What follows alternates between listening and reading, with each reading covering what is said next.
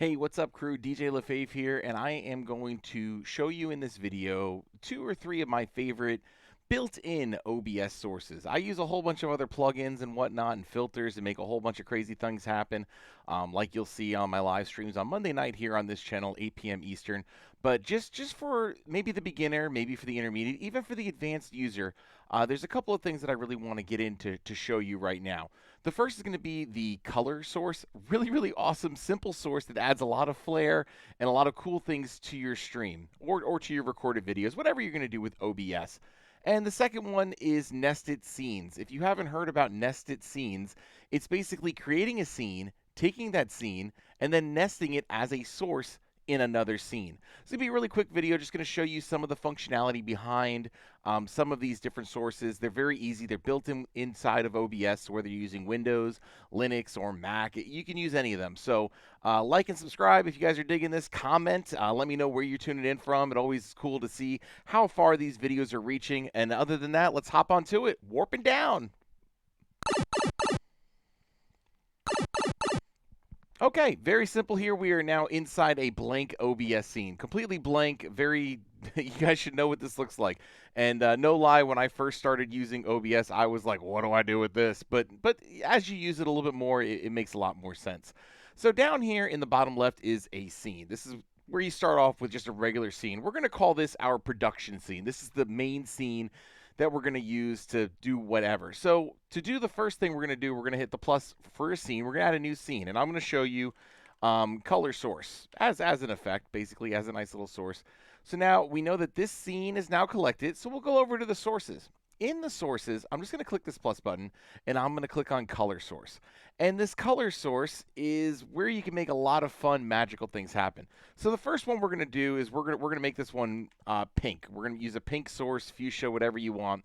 And then this window pops up, and then you get the default D1, D1, D1. It's not white, all right? It's not completely white. Remember that in case you ever try and do something that's completely white. So I'm going to select a color, and I'm going to go to this pink fuchsia flavor color here, FF00FF, if you guys are into hex colors at all. Anyone? Comment if you like hex colors. I love them. It makes my colors match every single time. So I'm going to click OK right there. Click OK. Let's zoom back on out, and now you've got a whole screen of this color. What I'm actually going to do right now is I'm going to build a simplified lower third. Very simple lower third, just because that's what I'm thinking of right now. In this top section up here, I'm going to zoom in just so you can see, there's these little red squares that are around the scene. If you hold down the Alt button on your Windows computer, I don't know, Mac is, and then just left click and drag, you are now cropping that color source. You can crop it all the way down, just like this. So we're going to crop it to right around here. Now if I go over, I can crop the right side in a little bit, and we could crop the left in maybe just a hair. All right, cool. So now we have one color source laid out on our scene. And you can start layering these things up and building simplified stuff. Very simple. 100% basic stuff here. Maybe in a future video we'll get into masks, how you can actually make different shapes with simple masks that you can just throw together in PowerPoint. If you guys want to see that, drop a comment. Let me know that, hey, that sounds something like I'd like to learn. All right, so we did pink. So let's add another color here right now. We're going to go to the plus button. We're going to click on color source, and then in color source, we're going to call this one green. Very simply green. All right, we're going to select a color, and I'll go to this one right here, and that's not the green I like. No. I like 00FF00, true green in its wonderfulest form.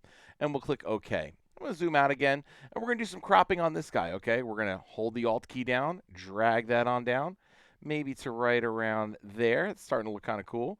Let's bring this and have it kind of extend just a hair, and we'll make it come in just that. Now, these sources, they're movable. You can move these around any way you want.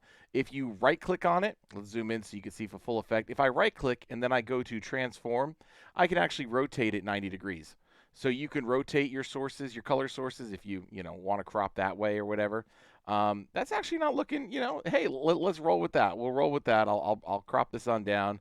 And again, this is all just freestyle in OBS. One of my favorite things to do in OBS really is just to have fun editing. Like that's one of my most favorite things to do is just stylistic editing and just doing all this design crap. So we're going to add one more source here right now, one more color source. Going to add a color source.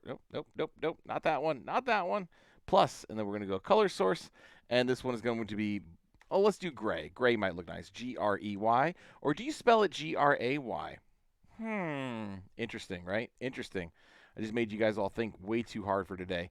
Now for grays, we can click on black, and then you can kind of just tone it up right here.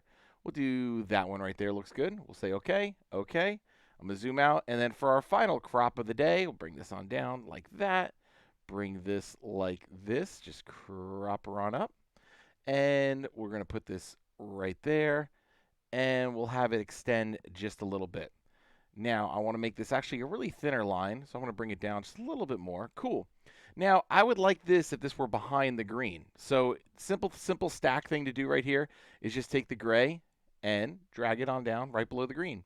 So now you can see that my green line is above the gray. We'll get it right like this. Perfect, perfect, perfect.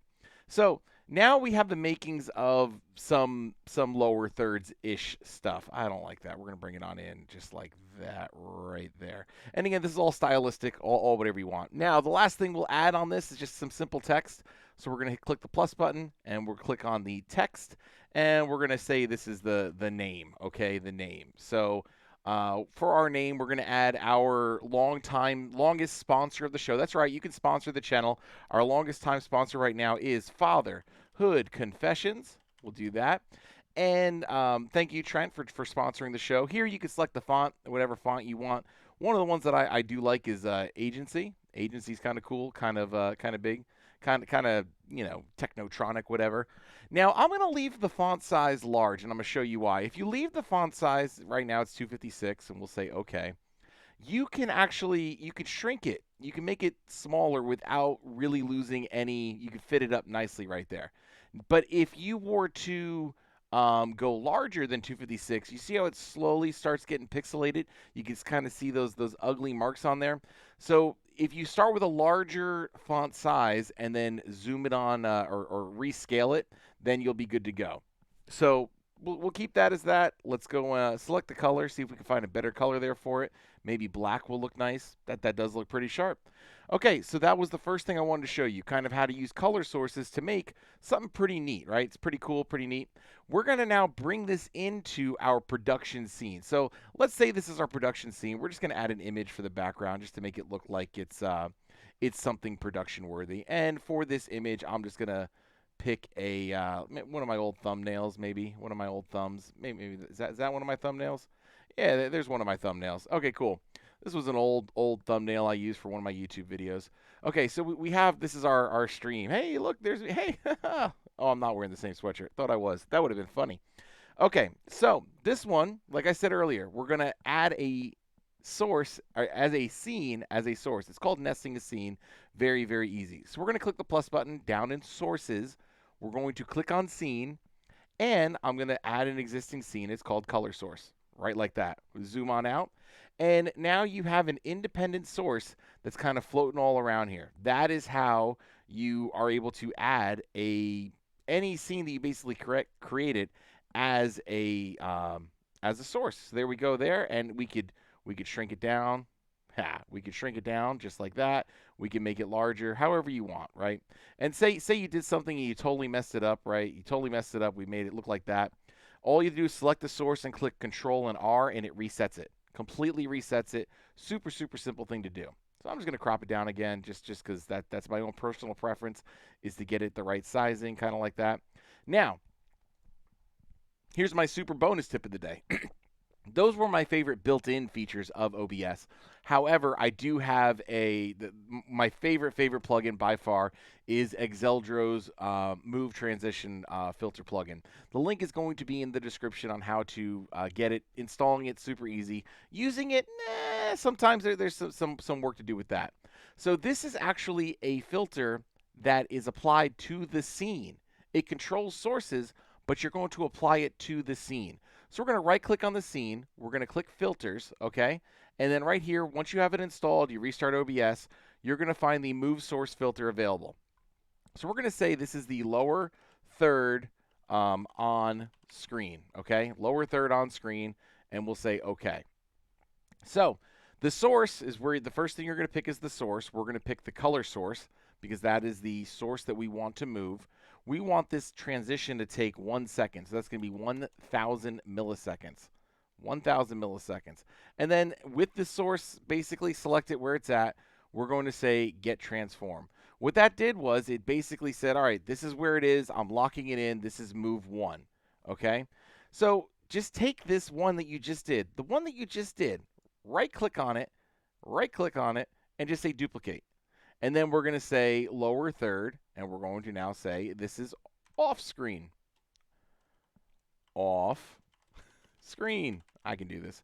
And we say OK. So as I zoom on out, what I'm going to do now is I'm going to take this source, and I'm going to drag it off screen. And now that that source is off screen, these are your checks. I've moved it. I've done my move. And now I'm going to say that I got to make sure that the source is selected, and I just click Get Transform. And if it pops back up like that, that's a small glitch in the program, click Get Transform one more time. Okay, one more time. So now when I click the eyeball, bringing it on screen, it comes on screen. And now when I bring it off screen, it goes off screen. Now, I wanted this to be a nice, quick, easy, simple video for you guys to see some new little, not new tricks, but just maybe they're new to you. Tricks on how to do things inside of OBS. We're going to bring it on. We're going to bring it off. You can apply hotkeys. You can use Noob's Commander, Touch Portal, Stream Deck to activate these filters and make your lower thirds come on and off screen. So there you have it. We're going to come on back up here. Hope you guys learned something new. Hope to see you guys on my live stream every Monday night, 8 p.m. Eastern Standard Time, New York City time. So if you Google what time is it in New York City right now, if it's 8 p.m. and it's Monday, you're going to find me right here on this channel answering your questions, talking about my week, talking about your week, just having a good old fun time. And yeah, make sure you like, subscribe, and comment. We want more people to see these videos. Likes and comments are the two biggest things that can help me out to help build this channel. And I appreciate everyone else who has done that so far and gotten us to this point in this wild, amazingly fun ride. Other than that, I'm DJ LaFave. Hope you guys all learned something new. If you did, like and comment. Out!